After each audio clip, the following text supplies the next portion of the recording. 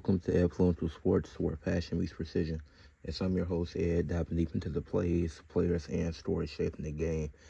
And last night, the battle of the first seed took place between the 13-3 Seahawks and the 12-4 49ers. So let's get into it. The 49ers last week got a much-needed win, at least that I needed for my Eagles to have a better chance at getting the 2 seed. If we do still have that chance. Even though we're resting our starters, we could beat the Commanders again, and the Bears could lose to the Lions. So I am hoping that happens later today. If it doesn't, that's fine. We'll get the 3 seed, but if we get the 2 seed, we can play the Packers, who probably won't have Jordan Love. And even if they do, I think we're still capable of winning that game since they do have other injuries. But now focusing on the 49ers and Seahawks, battle of the first seed, battle for the NFC West. Uh, Last division came down to the final week. This was the prime time Saturday game.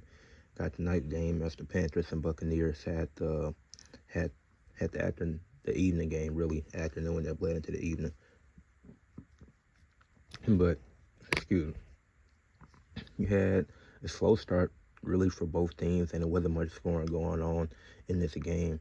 I mean, even in the first quarter, Seattle they got all the way down to the goal line, went for it on 4th and 4, wasn't able to capitalize. And one of the biggest reasons why is because Sam Darnold took a sack on 1st and goal, had the 1st and goal. Sam Darnold got sacked, so he lost some yards. And then they eventually went for it on 4th and goal, which it didn't end up mattering since they won, since they didn't convert. But you could have just kicked the field goal there and took the points, and then if it came to a late game situation, it would have been smarter. But that early into the first quarter, that's not a risk you needed to take. Like, even in the playoffs, you don't need to take that risk that early into the game. And then luckily, the 49ers wasn't able to capitalize off of that. So the Seahawks got the ball back, had another good drive, and it was capped off by a Charbonnet 27-yard touchdown. So good run from Charbonnet put the Seahawks up 7-0, and that's how the first quarter ended. And then going into the second quarter, they had a field goal, which they ended up missing, and the Seahawks had a field goal, which they ended up missing. Which that's one of the bigger stories throughout the game. It's like, it was... Yeah, Jason Myers for the Seahawks. I was looking at the Eddie Pinheiro for the 49ers. But Jason Myers, this is something you can't have happen in the playoffs. Because now, since Seahawks won, they got the first round bye. But you can't have this happen in the playoffs. He went 2 or 4 from the field goals tonight. It's like some of those was just easy makes. And I'll get into some of that later. But the second quarter, wasn't really much that happened. Both teams just exchanged field goals. Like, it was great defense by both sides. Like, throughout the entire night, both teams played really good defense. It was a fumble force, which ended up being recovered by Seattle. But yeah, both defenses played great. Diamador Lenore didn't play so well after calling out JSN, who would finish the game with 6 receptions out of 8 targets and 84 yards. He didn't get a touchdown, but still had a good game. So Lenore probably shouldn't be talking that much. He did have 1 tackle for loss, but aside from that, he didn't make some huge impact on the game. Excuse me. Going into halftime, Seattle led 10-3. And then to open the half, you got a great drive from Brock Purdy to open the second half, but the O-line just couldn't hold up. And that was a good story of this game. That was the story of this game for the 49ers, was the offensive line not being able to hold up and Brock Purdy taking a few sacks that was just unfortunate, and it was really nothing he could do about. And then Lenore, he did get a tackle, which got a much-needed tackle after a struggling game. But it was one of the 1 tackle for loss he had. Then Darnold ended up fumbling, but Charbonnet was able to recover that. And after the third quarter, it was still 10-3. Nobody scored. But to get the fourth quarter started, Seattle kicked a 31-yard field goal that was good, put them up 13-3. Another chance for the 49ers to get something done. They finally got inside the Seahawks 30 for the first time in the fourth quarter. And then you see the rare mistake by Christian McCaffrey. He bobbled the ball. It was passed a bit behind him, but he bobbled the ball. That led to an interception.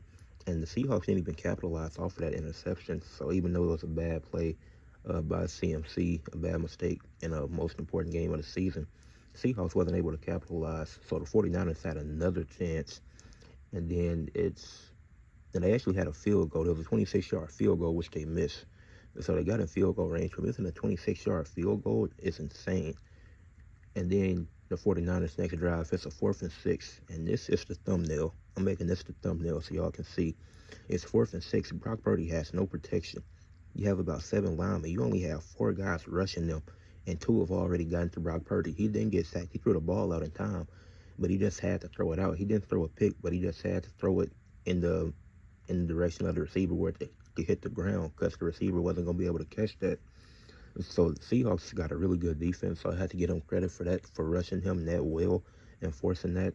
And then the Seahawks win 13-3, finished the season 14-3, and finished as the first seed, while the 49ers fall in 12-5. They either finish first or either finish 5th or 6th. So we'll see how that pans out later today. But man, what a game! Like, even though it wasn't the most high scoring, like, it was a good game. But I want to talk about Jason Myers more.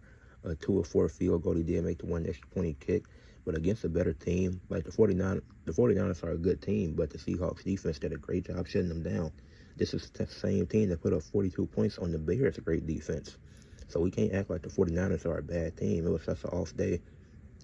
But if you're going into a matchup against maybe the Eagles, if we figure our stuff out in the playoffs, the Rams, a division rival, maybe the 49ers, if they get a rematch at some point in the playoffs, like, I doubt that a team will be putting up 3, despite their good defense. Like, there's other teams with really good defenses as well, like the Bears. Like, if you're only putting up 13 points when you could have 19, it's going to, like, these games they could lose because of Jason Myers, like missing a 26-yard field goal. Like, I know it was heavy winds and stuff like that, but a 26-yarder is just too easy for you to miss that. That's just, you can't have that come playoff time, especially when Sam Darnold didn't play a great game either. Like, Sam Darnold was all right. He was 20 of 26, had 198 yards. He took 2 sacks, but he didn't have a touchdown or a pick. Also had a fumble, which luckily they were able to recover. But it's like, you got to be hitting on all cylinders throughout the playoffs. And even if you have one off, like, this is a playoff game, then, cool, Sam Darnold did just enough for y'all to get the win, but Jason Myers easily could have cost you that game. Then Ken Walker, 16 carries, 97 yards, 6.1 average, 4 catches, 36 yards, 9 yards per catch. It's like, he didn't have a touchdown, but he was really impactful. JSN gave you 84 yards on 6 catches. Charbonnet, 17 carries, 74 yards, and a touchdown. So, and then you got great defense. You had Jaron Reed, Nick Inamoro, both had sacks in the game. So it's like, this is just a really good game from the Seahawks. The 49ers went terrible. Brock Purdy, 19 of 27, 1 interception, didn't have a touchdown, took 3 sacks, but he didn't get great protection, really, especially in that second half when they needed it the most. That's when he got the least amount of protection. Then Sam Okawanabu had 4 solo tackles, 1 sack, 2 tackles for loss. He had a good game. I doubt the 49ers put up 3 points in a playoff game. The offense is too good for that to happen. I know they've dealt with injuries all year. The run game couldn't get anything going, but CMC was still effective run and pass game. Even if he didn't get the most yards that he usually can get, just 23 yards rushing, but he did have 34 receiving yards. But depending on who the 49ers, really, I don't think it matters who they play. I doubt that they put up 3 points again. They just hung up 42 on the Bears. And then, these division games are always weird because anything can happen. But good win for Seattle. Can't take that away from them. Congratulations to the Seahawks on getting the first seed. Tough loss for the 49ers, but they still in the playoffs, so they'll have a week to get rest, recover, and be ready for their first round playoff matchup, which they'll find out later today. So leave a like on this video, subscribe to the channel, comment what y'all thought, and share for others to see.